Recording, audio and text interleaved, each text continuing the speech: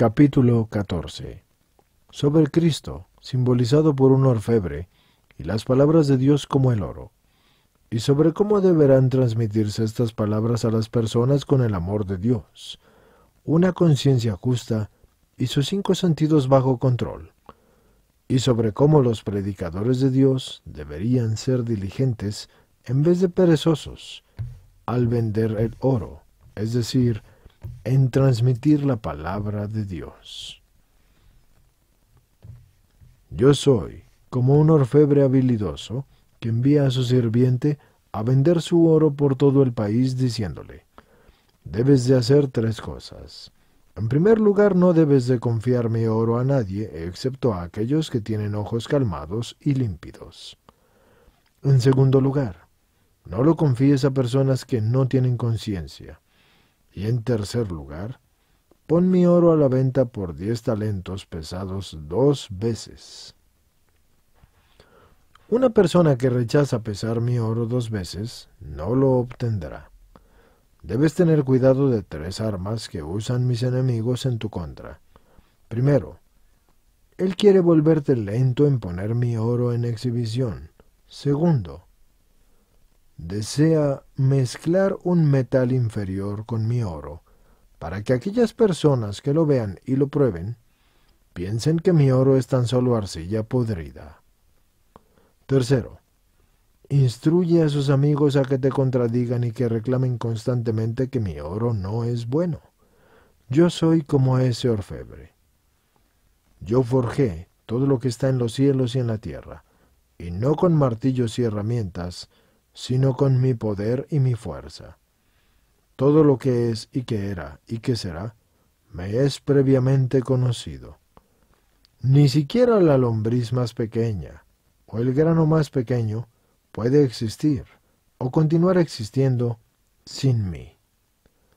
Ni la cosa más pequeña escapa a mi presencia. Tampoco escapa a mi presciencia, y no escapa a mi conocimiento. Entre todas las cosas que yo he hecho. Sin embargo, las palabras que he dicho con mis propios labios son lo de más valor, así como el oro es más valioso que los otros metales. Es por eso que mis sirvientes, a quienes despaché con mi oro por todo el mundo, deben de hacer 3 cosas. Primero, no deben de confiar mi oro a personas que no tienen ojos calmados y claros. Así que se pueden preguntar, ¿qué significa el tener una vista clara? Bueno, una persona con visión clara es aquella que tiene sabiduría divina junto con la caridad divina. Pero, ¿cómo has de saber esto? Es obvio. Una persona es de visión clara y se le puede confiar mi oro si vive de acuerdo a la razón. Quien se remueve de la vanidad y de la curiosidad mundanas, quien busca nada más que a su Dios. Pero una persona es ciega si tiene el conocimiento, pero no pone en práctica la caridad cristiana que comprende. Parece tener sus ojos puestos en Dios, pero no, porque sus ojos están en el mundo, y le ha dado su espalda a Dios. Segundo, mi oro no ha de confiarse a alguien que no tiene conciencia. ¿Quién tiene conciencia sino la persona que maneja sus bienes temporales y perecederos con la vista a la eternidad? ¿Quién tiene su alma en el cielo y su cuerpo en la tierra? ¿Quién sopesa diariamente cómo va a dejar el mundo y le responderá a Dios por sus actos? Mi oro deberá confiársele a tal persona. Tercero, deberá poner mi oro a la venta por 10 talentos pesados 2 veces. ¿Qué simboliza la balanza con la cual se pesa el oro, sino la conciencia? ¿Qué simbolizan las manos que pesan el oro, sino una buena voluntad y un buen deseo? ¿Para qué han de usarse los contrapesos, sino para las obras espirituales y corporales? Una persona que desea comprar y guardar mi oro, es decir, mis palabras, deberá examinarse correctamente en las balanzas de su conciencia y considerar cómo ha de pagarlo con 10 talentos pesados cuidadosamente de acuerdo a mis deseos. El primer talento es la visión disciplinada de la persona. Esto lo hace considerar la diferencia entre la visión corporal y la visión espiritual. ¿Qué uso hay en la belleza física y la apariencia? En cuanta excelencia también hay en la belleza y la gloria de los ángeles y de los poderes celestiales que sobrepasan a todas las estrellas del cielo, y en cuanto al esplendor y qué deleite gozoso y qué posee un alma de los mandamientos de Dios y en su gloria. Este talento, quiero decir, la visión física y la visión espiritual, que se encuentra en los mandamientos de Dios y en la castidad, no han de medirse con la misma balanza. La visión espiritual vale más que la clase corporal y pesa más, en tanto que los ojos de una persona deben de estar abiertos a lo que es benéfico para el alma y necesario para el cuerpo, pero deben estar cerrados a las tonteras y a la indecencia. El segundo talento es escuchar bien. Una persona debería considerarse digna de un lenguaje indecente, tonto y burlón. Ciertamente, no vale más que un soplo vacío de aire. Es por esto que una persona debería escuchar las alabanzas e himnos de Dios. Debería escuchar las obras y los dichos de mis santos. Debería escuchar lo que necesita para poder educar su alma y su cuerpo en la virtud. Esta clase de escucha pesa más en las balanzas que el escuchar las indecencias. Esta buena clase de escucha, cuando se pesa en las balanzas en contra de la otra clase, hundirá las balanzas hasta abajo, mientras que la otra clase vacía de escuchas será levantada y no pesará nada. El tercer talento es el de la lengua. Una persona deberá pesar la excelencia y la utilidad de un diálogo edificante y medido en las balanzas de su conciencia. También deberá tomar nota del daño e inutilidad del diálogo vano e indolente. Entonces deberá guardar el diálogo vano y amar el diálogo bueno. El cuarto talento es el gusto. ¿Qué es el gusto del mundo sino la miseria? Trabajar al inicio de una empresa, penar a medida que continúa, y sentir amargura al final. Acordemente, una persona debería pesar cuidadosamente el gusto espiritual en contra del tipo mundano, y el espiritual sobrepasará al gusto mundano. Nunca se pierde el gusto espiritual, y éste nunca es aburrido, y nunca disminuye. Esta clase de gusto comienza en el presente a través de la restricción de la lujuria y a través de una vida de moderación y dura para siempre en el cielo, a través del disfrute y el dulce deleite de Dios. El quinto talento es el del sentido del tacto. Una persona deberá pesar cuánto cuidado y cuánta miseria siente debido al cuerpo, a todas las preocupaciones mundanas, a todos los muchos problemas de su prójimo. Entonces, él experimenta miseria en todos lados. Que también sopese qué gran paz la del alma y de una mente bien disciplinada. Cuánto bien hay en no preocuparse sobre posesiones vanas y superfluas. Entonces, experimentará consuelo en todos lados. Quien quiera medirlo, bien deberá poner en la balanza los sentidos espirituales y físicos del tacto, y el resultado será que lo espiritual sobrepasará a lo corporal. Este sentido espiritual del tacto comienza y se desarrolla a través de la resistencia paciente a los contratiempos y a través de la perseverancia en los mandamientos de Dios, y dura para siempre, y felicidad y descanso pacíficos. Una persona que le da más peso al descanso físico y a los sentimientos mundanos de la felicidad que a aquellos de la eternidad, no es digno de tocar mi oro, ni tampoco de disfrutar mi felicidad. El sexto talento es el trabajo humano. Una persona deberá pesar cuidadosamente en su conciencia tanto el trabajo espiritual como el trabajo material. El primero lleva al cielo y el segundo al mundo. El primero a una vida eterna sin sufrimiento y el segundo a un dolor y un sufrimiento tremendos. Quien desea mi oro deberá darle más peso al trabajo espiritual, el cual se hace en mi amor y por mi gloria, en vez del trabajo material, ya que las cosas espirituales perduran, mientras que las cosas materiales pasan. El séptimo talento es el uso ordenado del tiempo. A una persona se le da cierto tiempo para que se dedique únicamente a las cosas espirituales, otro tiempo para las funciones corporales, sin las cuales es imposible la vida.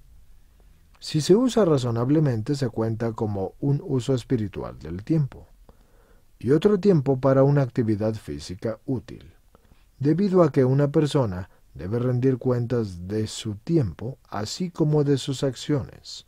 Por lo tanto, debe de darle prioridad al uso espiritual del tiempo antes de recurrir al trabajo material y manejar su tiempo de tal manera que se le dé más prioridad a las cosas espirituales que a las cosas temporales, para que no se permita en ningún tiempo alguno que pase sin el examen y que la balanza correcta, y que todo esto sea requerido así por la justicia.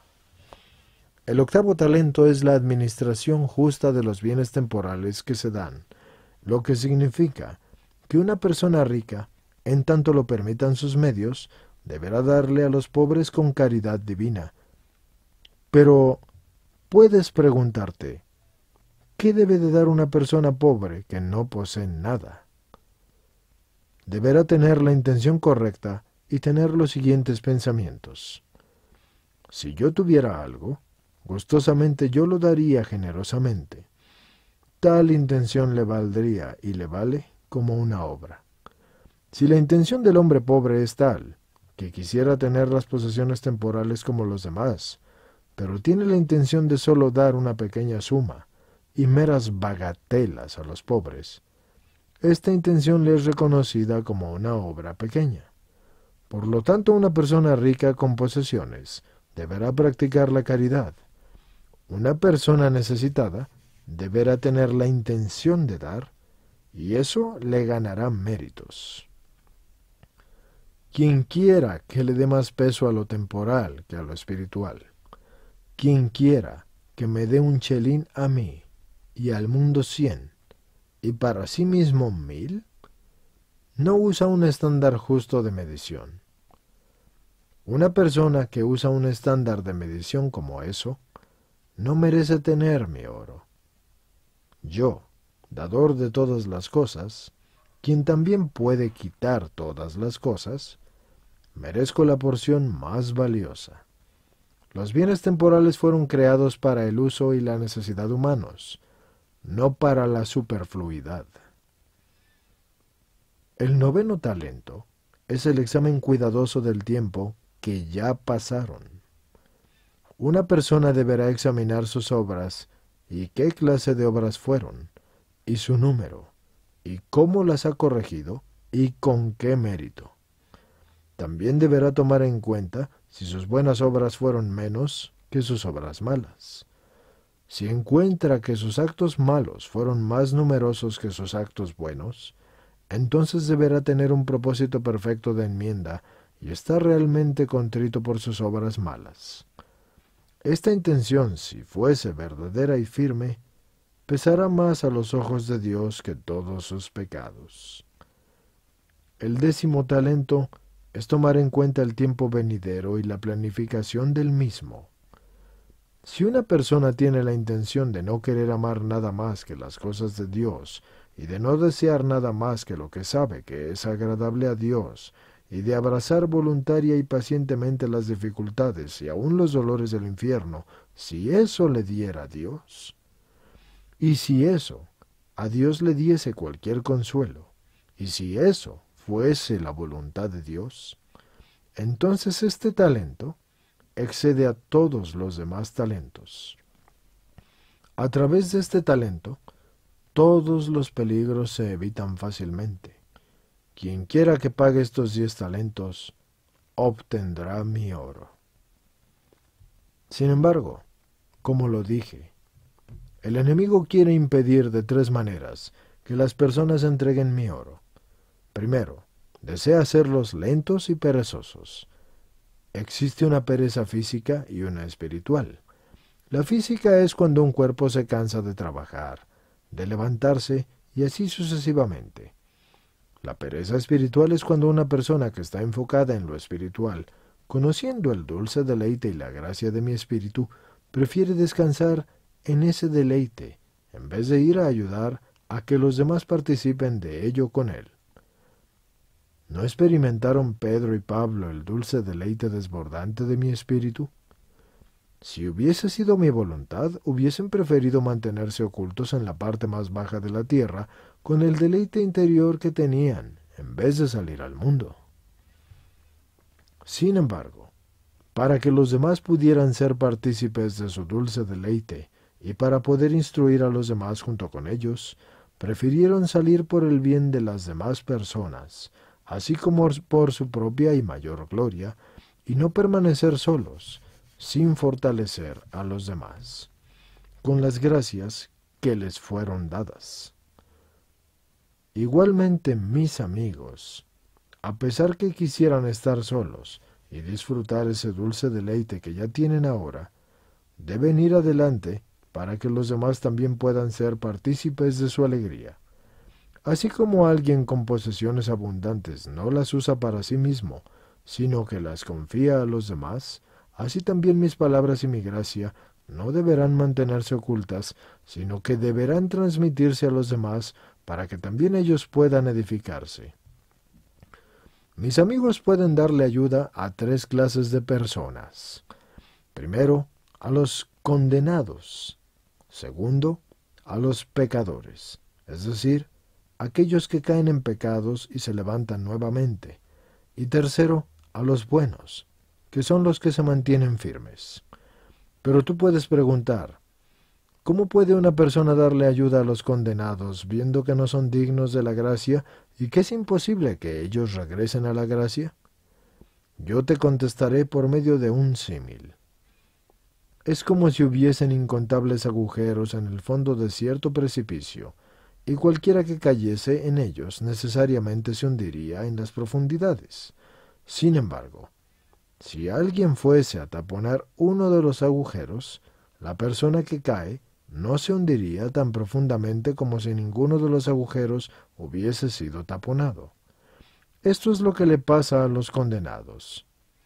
A pesar de que por la razón de mi injusticia y su propia malicia endurecida, tienen que ser condenados a un tiempo definido y conocido de antemano, aun así su castigo será más leve si son retenidos por otros de hacer ciertas maldades, y en vez urgidos a hacer algo bueno. Así es cuán misericordioso yo soy, aun con los condenados. A pesar de que la misericordia clama por indulgencia, la justicia y su propia maldad la contrademandan. En segundo lugar, ellos pueden darle ayuda a aquellos que caen, pero que se levantan nuevamente, enseñándoles a cómo levantarse haciendo que tengan el cuidado de no caer, e instruyéndoles sobre cómo mejorar y resistir a sus pasiones. Y en tercer lugar, pueden ser de beneficio para los justos y perfectos. ¿No se caen acaso ellos mismos también? Claro que sí. Pero es por su mayor gloria y la vergüenza del demonio.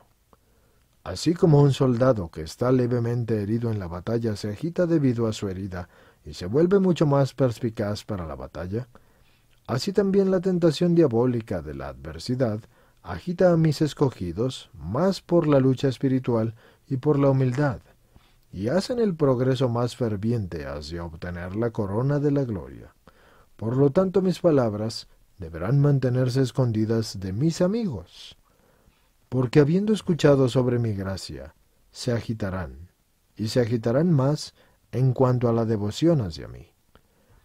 El segundo método de mi enemigo es usar el engaño para que mi oro parezca barro, simplemente Y por esta razón, cuando se transcribe cualquiera de mi palabra, el que la transcribe deberá traer a 2 testigos confiables, o un hombre de conciencia demostrada, para que éste certifique que ha examinado el documento. Sólo entonces podrá ser transmitido a quien quiera, para que no llegue a ser no certificado en las manos del enemigo, quien pudiera acaso agregar algo falso. Y eso conllevaría a que las palabras de la verdad fueran denigradas entre las personas sencillas. El tercer método de mi enemigo es hacer que sus propios amigos prediquen la resistencia a mi oro.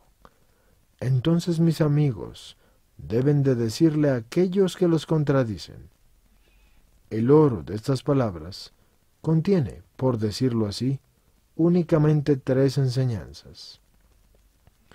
Ellas te enseñan a temer correctamente, a amar piadosamente, a desear el cielo inteligentemente. Prueben las palabras y vean por ustedes mismos. Y si encuentran otra cosa allí, contradíganlo.